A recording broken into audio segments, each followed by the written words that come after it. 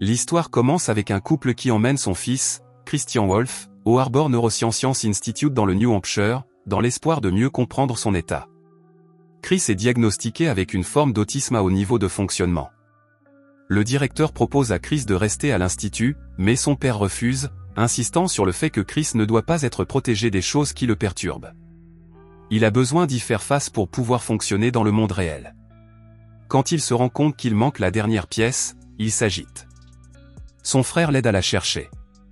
Une petite fille nommée Justine, la fille muette du directeur de l'institut, trouve la pièce manquante et la donne à Chris, le calmant ainsi.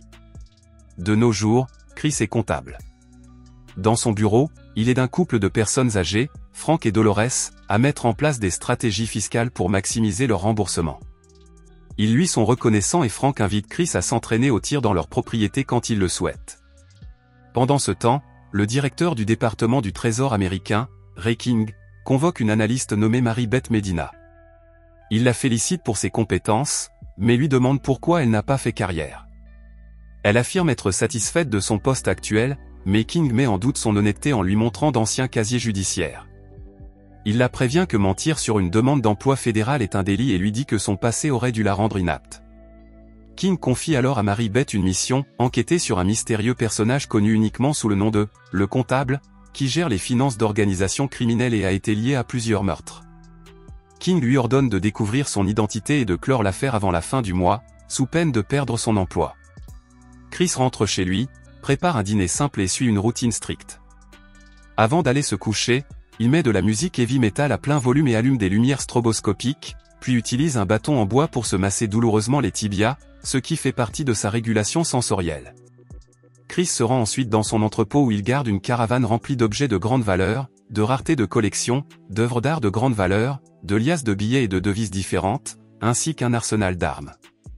Il est réveillé par un appel téléphonique d'une femme britannique, manifestement son assistante, qui l'avertit qu'il attire trop l'attention et lui suggère d'accepter quelques clients légitimes.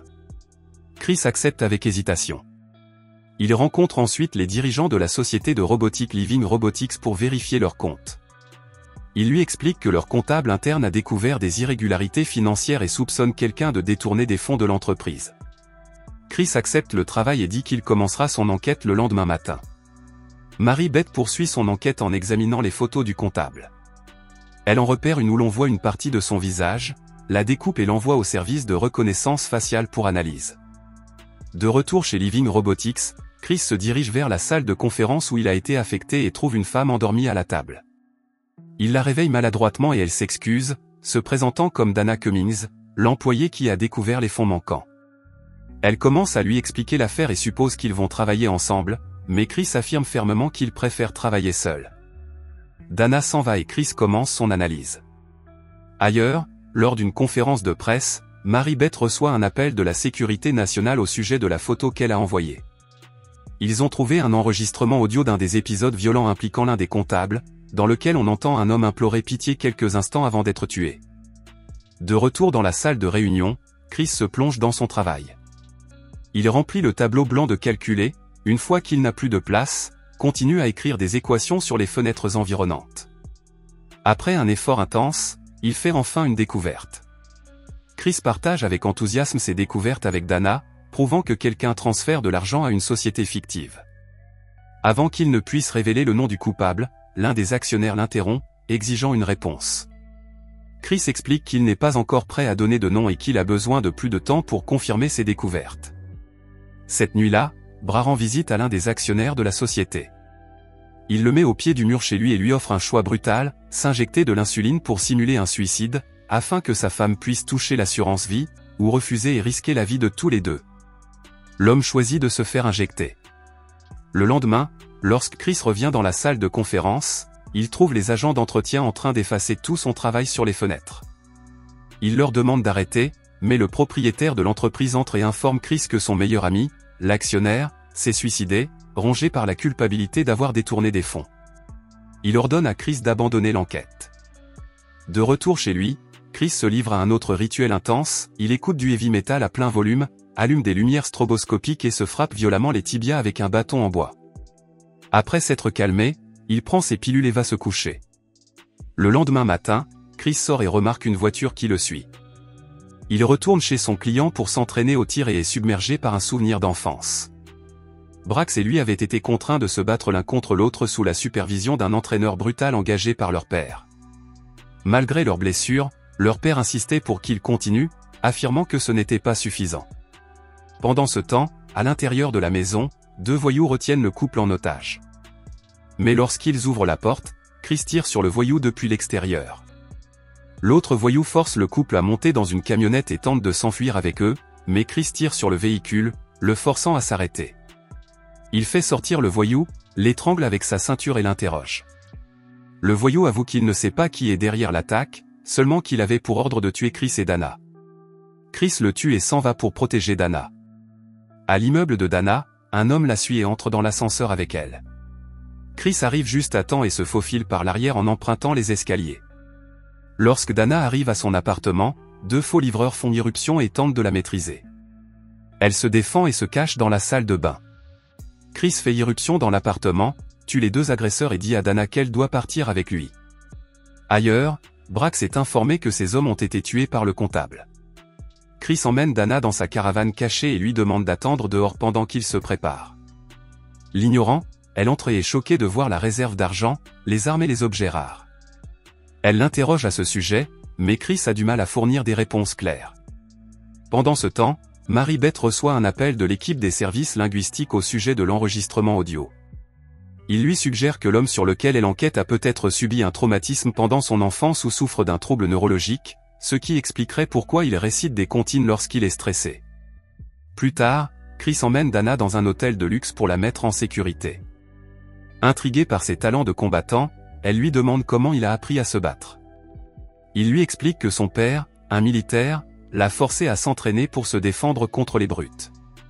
Chris lui avoue également qu'il est autiste et qu'il a beaucoup de mal à établir des relations avec les gens, même s'il le souhaite profondément. Au bureau du fisc, Mary-Beth continue de travailler avec un employé et découvre enfin la véritable identité du comptable, Chris. Il découvre qu'il travaille dans un modeste cabinet comptable situé dans un immeuble lié à plusieurs activités en espèces, des entreprises qui lui appartiennent et qu'il utilise pour dissimuler ses revenus réels. Mary-Beth rapporte tout à King, soulignant également que la plupart des gains de Chris sont donnés anonymement à la recherche en neurosciences. Lorsque Chris retourne dans la chambre d'hôtel où se cache Dana, il la trouve endormie sur le canapé. Réalisant le danger dans lequel se trouve Dana, Chris décide de la laisser en dehors de cette affaire. Il prépare silencieusement ses affaires et s'en va. Pendant ce temps, King et Mary-Beth dirigent une équipe à travers la maison de Chris. Ils documentent son mode de vie inhabituel, trouvant des armes intraçables et un système de sécurité sophistiqué. L'enquête confirme à quel point Chris a soigneusement caché sa double vie. Ailleurs, Bra est engagé par le propriétaire de l'entreprise de robotique pour installer des caméras de sécurité dans sa maison par mesure de précaution, craignant que Chris ne s'en prenne à lui. Plus tard, King renvoie le reste de l'équipe, choisissant de rester avec Mary-Beth pour parler en privé. À son tour, King lui raconte depuis combien de temps il traque le comptable et le prix personnel qu'il a payé pour le faire. Il lui révèle qu'il était présent dans l'hôtel où l'enregistrement audio tristement célèbre a été enregistré. Il a entendu Chris tuer l'homme de ses propres oreilles. Chris avait un jour pointé une arme sur King et lui avait demandé s'il était un bon père. Lorsque King a répondu oui, Chris lui a épargné la vie. King a interprété ce moment comme un signe qu'il devait quitter les forces de l'ordre. Cependant, alors qu'il s'apprêtait à quitter définitivement son bureau, il a reçu un appel d'une femme britannique qui l'a informé d'une affaire illégale. Cet appel l'a convaincu de rester en service, utilisant la femme comme informatrice secrète. Mary-Beth demande à King pourquoi il lui raconte tout cela et il lui explique qu'il veut qu'elle prenne sa place lorsqu'il prendra sa retraite dans 7 mois. Il veut qu'elle réponde aux appels de l'informatrice britannique. À ce moment-là, le téléphone fixe de Chris sonne et Mary-Beth répond. À l'autre bout du fil, la femme britannique fournit une piste concernant la société de robotique. Pendant ce temps, chez le propriétaire de la société, Bra est de garde lorsque Chris arrive. Brax envoie plusieurs hommes pour l'intercepter, mais Chris les élimine tous sauf un, qu'il épargne afin de recueillir des informations sur la disposition de la maison. En regardant les images, Bra reconnaît soudainement Chris comme son frère disparu depuis longtemps et ordonne d'arrêter l'assaut. Il quitte la salle de contrôle pour rencontrer Chris, tandis que le propriétaire de l'entreprise prend le contrôle des caméras.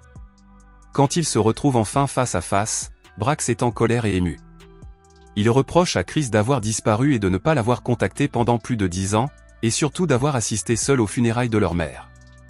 Après avoir encaissé quelques coups de poing, Chris pointe une arme sur Brax, non pas pour le menacer, mais pour reprendre le contrôle et calmer la situation. Une fois Brax calmé, les frères se réconcilient. À ce moment-là, le propriétaire de l'entreprise entre, confus et furieux que Bra n'ait pas éliminé Chris. Sans hésiter, Chris le tue, puis reprend sa conversation avec Bra. Avant de partir, Chris lui dit qu'ils se reverront dans une semaine pour faire le point. Ailleurs, un nouveau couple se rend au centre de neurosciences pour demander de l'aide pour leur fils autiste. Le garçon erre dans une pièce où il rencontre Justine, la même fille qui avait aidé Chris à faire un puzzle quand il était enfant. Aujourd'hui, la fille du directeur, Justine, ne parle pas, mais utilise un ordinateur portable équipé d'un système de communication avancé. Quand elle le montre, la voix qui sort de l'ordinateur est la même voix britannique qui a aidé Chris tout au long de l'histoire. De retour à son appartement, Dana revient pour faire le ménage et reçoit un colis. À l'intérieur, elle trouve ce qui semble être un tableau normal. Mais en l'examinant, elle découvre qu'il ne s'agit que d'une couverture. En la retirant, elle découvre une œuvre originale de grande valeur. Elle reconnaît l'une des précieuses œuvres d'art de la caravane de Chris.